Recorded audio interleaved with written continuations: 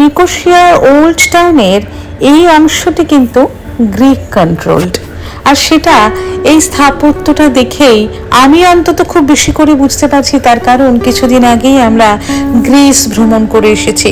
সেই চেনা চিত্র, সাদা দেওয়ালে রং মেলান্তের খিলান, কখনো হলুদ কখনো সবুজ, আর তার সঙ্গে হরেক রকম কারুকাজ করা বিশাল বিশাল দরজা। আর সাদৃশ্য তো থাকতেই হবে।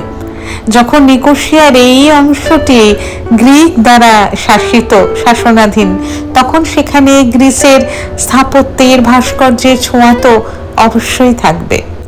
এই যেন নিকোসিয়ার মাঝখানে হঠাৎ করে এক টুকরো গ্রিস।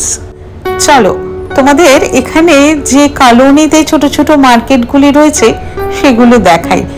একজন দোকানি দিদিকে জিজ্ঞাসা করায় উনি বললেন এখানে যে সমস্ত জুয়েলারি বিক্রি হচ্ছে এই সব কিছুই কিন্তু সিলভারের।